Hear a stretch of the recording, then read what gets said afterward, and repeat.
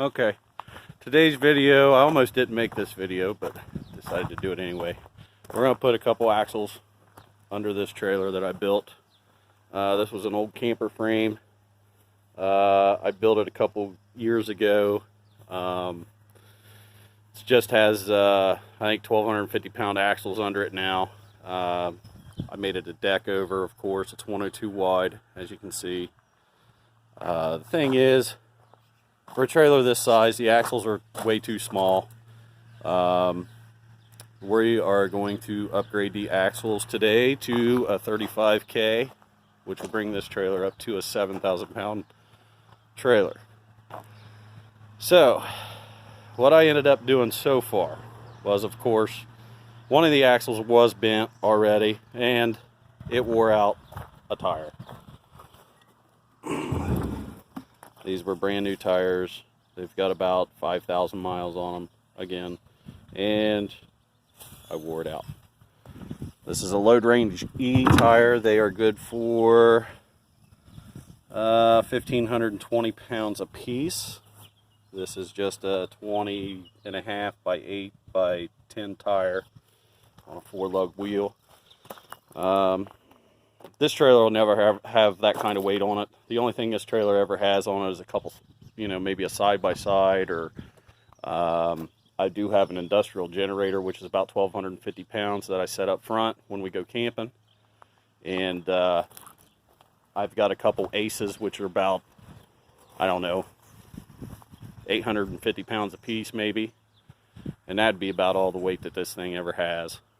So, ended up buying axles last week. Had to order some spindles because I did want to keep the 4-lug. So I ordered new spindles and was waiting on them to come in. Pan around here and go up here to the other axle that I already pulled out. And the spindles that they sent me, which come in last night, is that. That's not big enough. Here. That's supposed to go in the axle tube. So what they did was they sent me the spindle for the axle that I already have, which is here. So I went ahead and I cut off this spindle, the 5-lug spindle that came on the axle with trailer brake, all that stuff, hookup, off of the axle tube. Now I already knew that I was going to have to lengthen the axle. And you're probably wondering, oh, well, why didn't you just order the right axle, blah, blah, blah. I'm down to crunch time. Like I said, I went in last week to get everything ordered. They told me 3 weeks out on getting the axles made and sent to me, so I went a different route. I used to be in fabrication, so this really isn't something new to me. Very comfortable with doing this job and not having any issues. But as you can see, this does not fit in here. Way too small. So, what we're going to do is we are going to cut, after I get my measurements, for where everything needs to be as far as the perches, and the axle length, to the vacuum plate here, all that stuff. Then we're going to cut this axle with the tube already on it. We're going to cut it, and that will actually sleeve right in there, and that'll thicken everything up in here too. So we'll sleeve it, weld everything in. Then we have to move the spring perches because they're not right. They're not in the right spot, being that we're doing a spring over. So the way it sets in the trailer right now with this setup is the axle on top of the leaf spring. Well, being that I have a deck over and I want the trailer to set up a little higher, I'm going to take the axle and we're going to put new perches on the top, and we're going to take the leaf spring and mount it on the top of the axle. You're probably wondering or asking a question, well, why don't you just flip the axle and flip the leaves and just do it that way and use the same leaf perches? Well, these axles are actually bowed. These are a bent axle, so you probably can't see it, but here in the center is a lot higher than at each end. It has a curvature to it, up and down curvature. So whenever you put weight on the axle, this axle will level out. If you max the axle out, it'll be perfectly level. Now the reason for that setup, the reason they do that, is so your tire wears even. So right now with no load on it, you're really not wearing out a tire that much. Once you put a load on it, trailers are designed to haul stuff. They're supposed to be hauling stuff, 90% of the time. So that's what happens. When you put the weight on the axle or on the trailer, it straightens the axle and keeps the tire from wearing the inside of the tire out. That's why there's a bow in it. So I'm going to try a GoPro this time along with my phone so we can do this a little better than the last videos. I'm trying to get a little better at it. I hope that everybody enjoys it, and we'll get to it. So now we are going to take measurements from the old axle and we'll write them down, and we'll put it on the new axle. Now when I did buy these axles, I knew that I was going to have to take, when I cut this off to put the new one on, these axles are a little shorter, so I knew, and it's a 1/4 inch is what we were figuring up there. Of course, that was with that spindle. So once I take some measurements from both axles now, we'll be able to see exactly how much of a gap here we're going to have. So we'll figure that out, and we'll get back to it. So stay tuned. Okay, so we've got some measurements here. So the total length of the axle is 70.5 inches, and that is from the backing plate here to the backing plate on this side. Okay, 70.5 inches of the axle. The second measurement that you're going to want to take is center to center of the spring perches, which this is your spring perch here. This is what your spring rides on. Right there, that hole, the center of that hole is the center of the spring perch. So you measure from there to this one, and that'll give you the center. The easiest way to do it if you're doing it by yourself, don't have someone to help you, is hook a tape on this side of the spring perch, one closest to the wheel. Hook it here and measure to the inner side of the spring perch on this side, and that'll give you your center to center measurement. Okay, this one here is 62 inches from center to center of the spring perches, which puts the center of the axle at 31 inches between the two spring perches. All these measurements are pretty important. You don't want an axle setting to one side. You want it to ride down pretty evenly. So good measurements is always a good thing to make sure that you practice on and do. So now that we have those measurements, we will transfer those measurements to the new axle. So first off, and I knew that this tube was just a little bit smaller. That's the actual axle tube size from hub to hub. So hub to hub. 58 inches, so it's a 73 to 58. So 73 inches would have been from the outside hub face to outside hub face. This one here is totally different. We are actually going to use this hub with the brakes and the bearings and all that good stuff. So you guys are probably going to think that I'm pretty crazy for doing this, but what we're going to do is we are going to cut this axle probably back in here somewhere on this side of the spring perch. We'll get rid of the spring perch, clean everything up, and then we're going to take this whole section right here and we're going to shove it right in there on this side of the axle tube. And then we'll do the adjustment. You know, it'll probably be out, I don't know, a couple inches maybe at the most.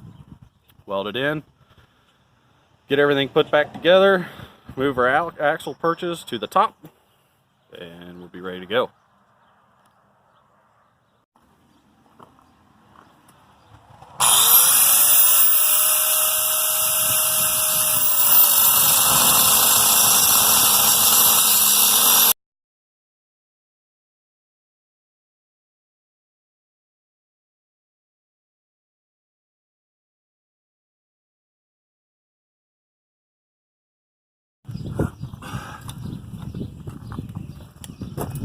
Break a disc like that, always change it out, no matter what, whether it's cracked or whatever. You don't want something like this flying apart and getting, it will mess your world up.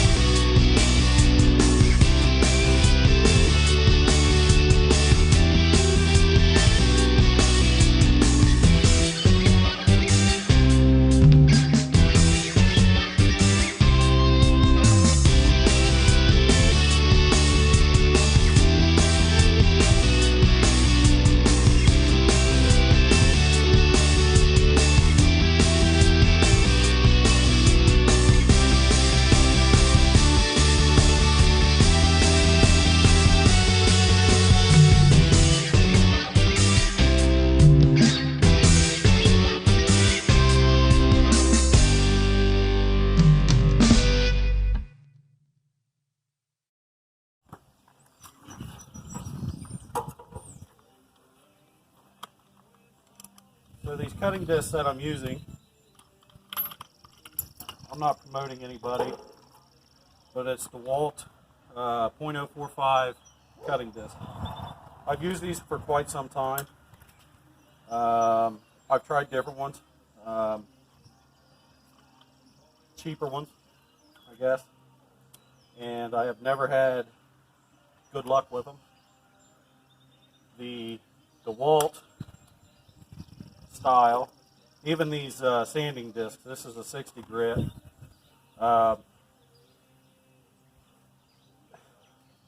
Guess it kind of falls into what, you know, you get what you pay for. That the Walts have always done very well for me. Like I said, I've done tons of fabrication, used to do it for a living. Body work, pretty much anything that I cut or have to grind on or whatever, I always use the DeWalt's anymore. I mean, not talking about just the DeWalt grinder. I've had some knockoffs that's you know, $20 worth, you know, $19.99 or whatever that you can get from Harbor Freight even.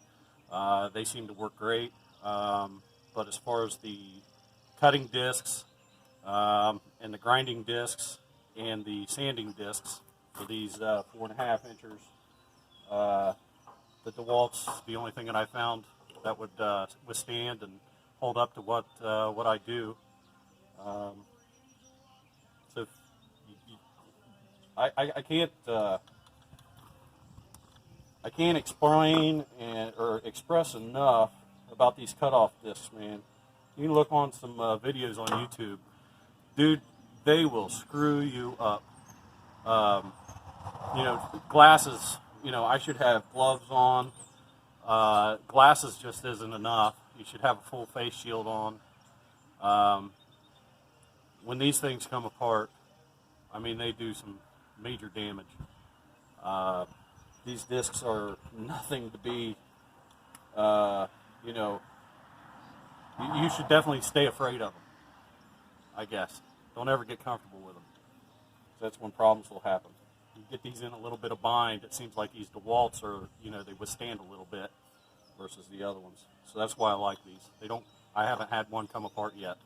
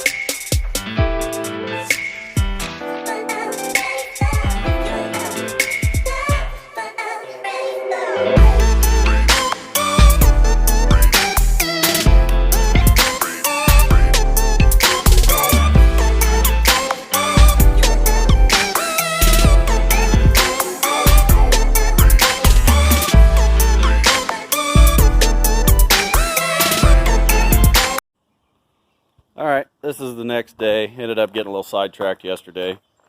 Woman was home and I was home through the week, so whenever that happens, I try to do stuff. We try to do stuff together, so we ended up doing some stuff last night, went to eat and whatever. So I kind of got a little sidetracked on the video. Anyway, I've already welded one side of the axle in. Everything's fine. Worked as I wanted it to.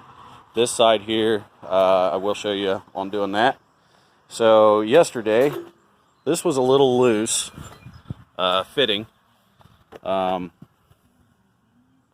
This old axle tube was just a little loose in here. So what I ended up doing was I left and went to a local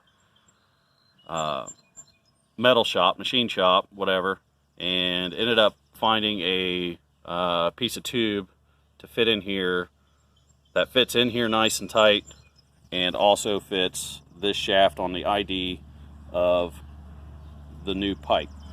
So last night I went ahead and welded these in, went ahead and got that taken care of and smoothed everything down.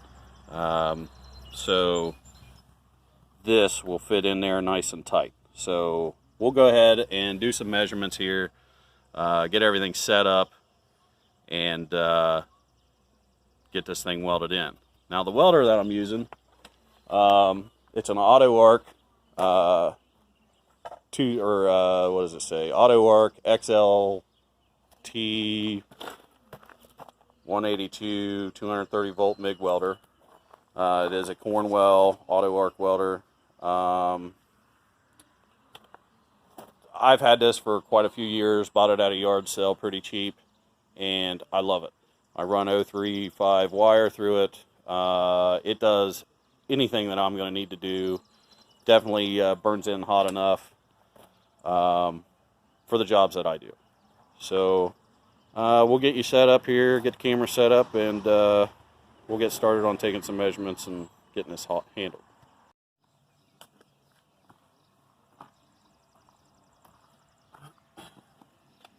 Okay.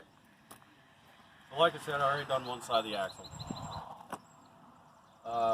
You need to measure out your perches. Make sure your perches are in the right place, center. You're just going to put a mark. So it's important to get the center of your axle tube, which I've already marked because I've done the other spindle already.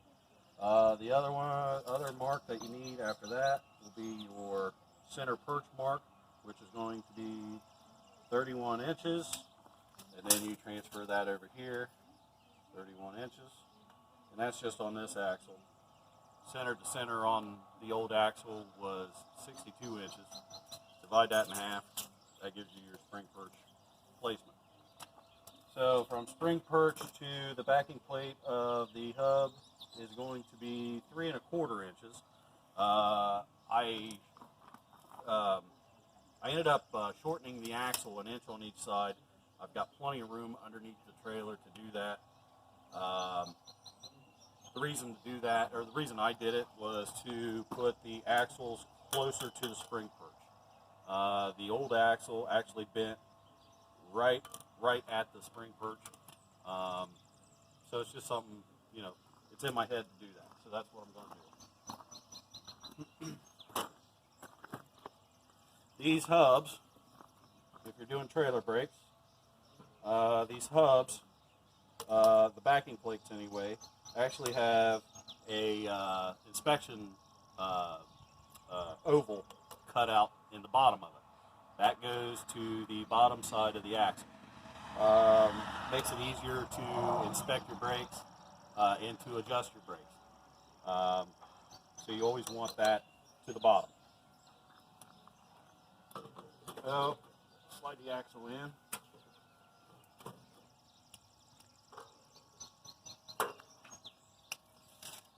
Make sure from the backing plate to the center of the spring perch, 3 1/4 inches. We are dead nuts.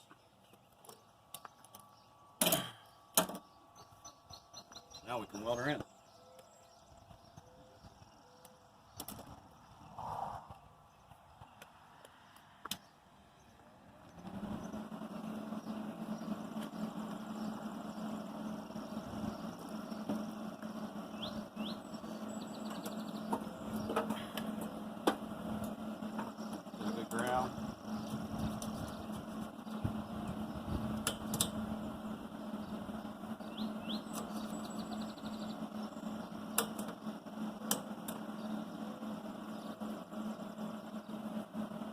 I'm just using .035 wire on this. The welder that I'm using is a Cornwell AutoArc XLT 182. I ended up buying this thing at a yard sale quite a few years ago, so it is an older unit. It's not something new, nothing special. It is 220. It does use gas, or you can also use flux core wire with this. You know, I just use gas. I like it. That's what I do.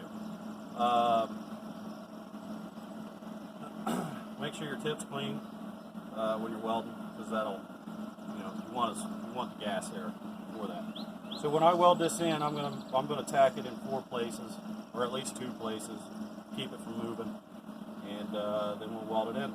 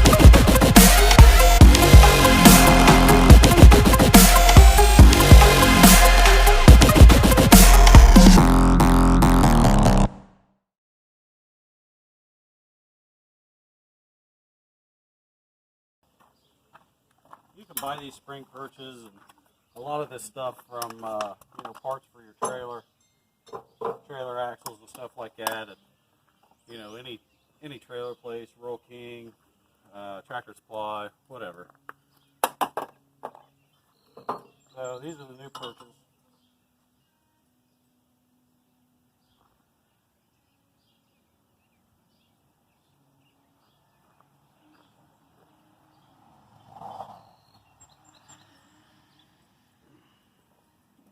Getting warm. So to set this out, you know, we put a mark on the axle where the spring perch is going to go. Center of the hole. Right here. To here. And that also makes it easier for you to just set that down on there where it's needing to go. And you can pretty much eyeball center of the spring perch hole with your mark. And then just take something to put some marking on here so you can clean the paint off your mounting surface. So, you know, something like that. So I'll clean that off, and we'll get this set and welded.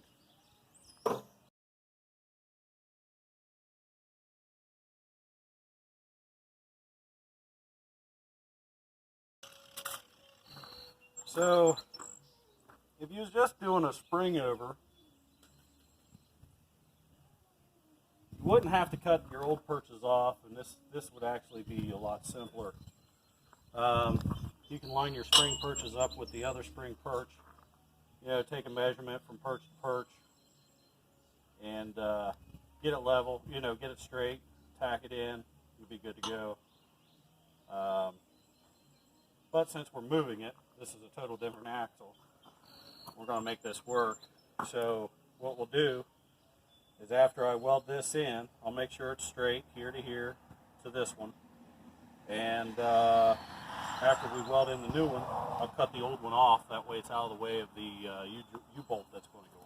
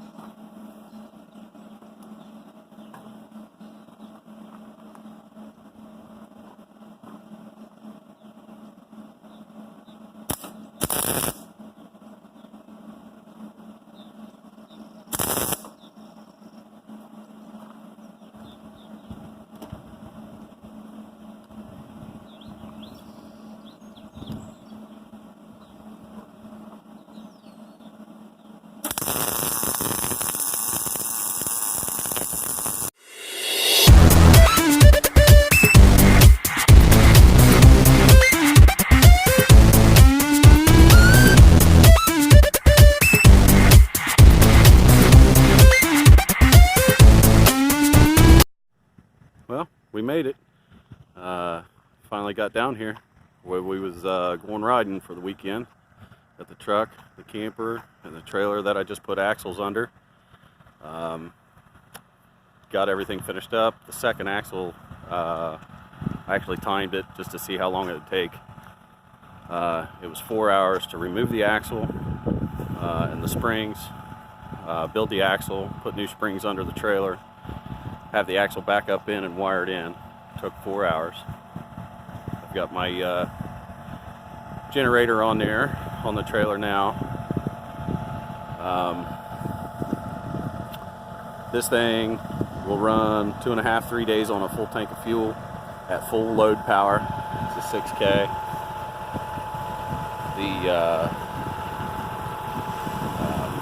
The reason I have something that large for doing this is, you know, it's an industrial diesel generator. I've got 2 campers hooked up to it right now. My brother's camper there to the right, and then of course our camper. Powers everything just fine. Runs both ACs. I didn't bring the ACs this time. I actually brought our Ranger instead. And in addition to that, I also brought 100 gallons of extra water. This is how we roll when we come down.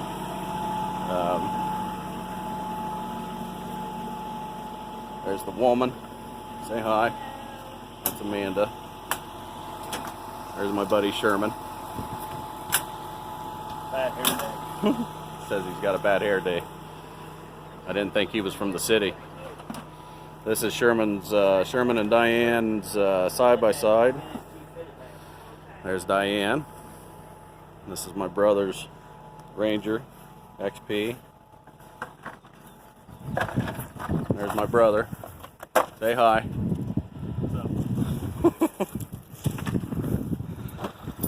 What is it down here, Tim? Is it 42,000 acres? Something like that? So it's 42,000 acres or somewhere close to that of being able to ride. It's just reclaimed land down in southern Kentucky that we come and ride. There's my brother's camper, Northern Light.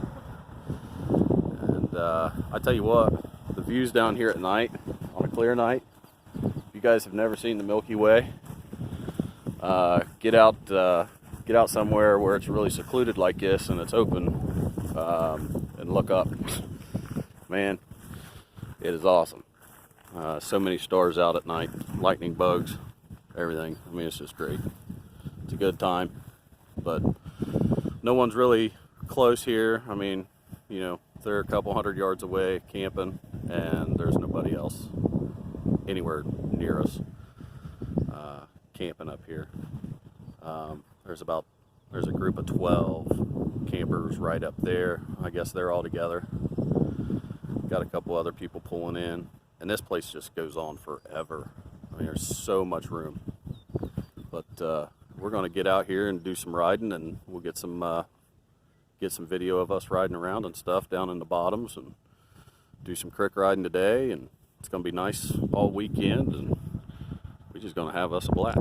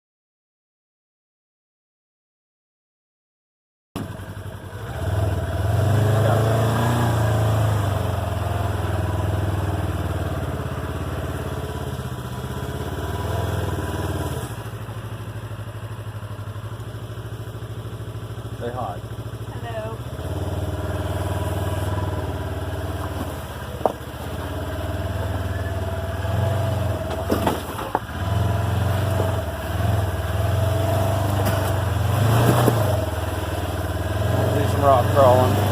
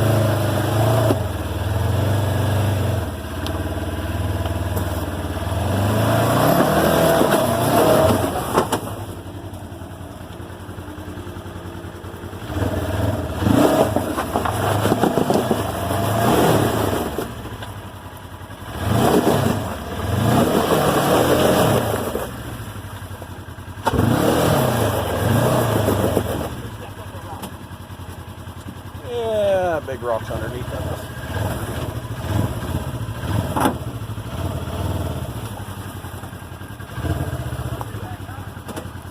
What? Where at?